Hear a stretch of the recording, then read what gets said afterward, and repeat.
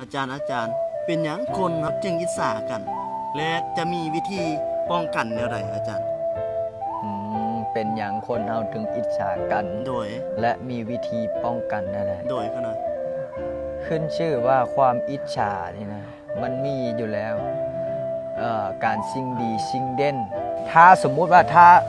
ถ้ามีคนมาอิจฉาเจ้าเนี่ยนะ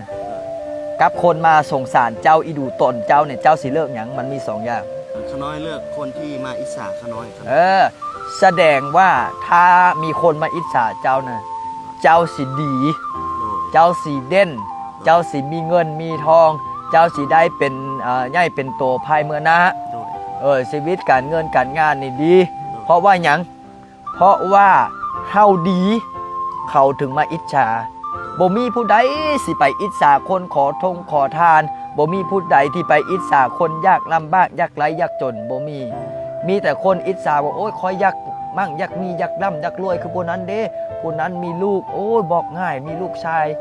เป็นคนดีได้รับหน้าที่ตำแหน่งเป็นนายพลนายพันเนี่ยเขาอิจฉาแต่บ่มีได้บอกโอ้ยไปอิจฉาคนนั้นเนี่ยคนนั้นเป็นขอทานลูกมากินยากินยาบ่มีแม่นบ่ถ้ามีคนมาอีดูตนเจ้าเนี่ยแสดงว่าชีวิตของเจ้าตกต่ำแสดงว่าชีวิตของเจ้าน่ะอนาถาบ่มีที่พึ่ง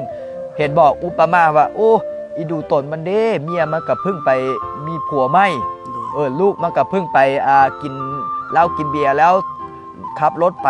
ต่ำเสาลักไฟเงื่อนมันกับพึ่งไฟไหม้เนี่ยเป็นจังซั้นนะเพราะฉะนั้นแล้วถ้ามีคนอิจฉานี่นะแสดงว่าชีวิตเฮาดีชีวิตเฮานั้นน่ะมีดีกว่าเขาบ่มีผู้ใดดอกที่เกิดมาบนโลกใบนี้นะถ้าเฮ็ดดีแล้วจะบ่มีคนอิจฉานะมันเป็นธรรมดา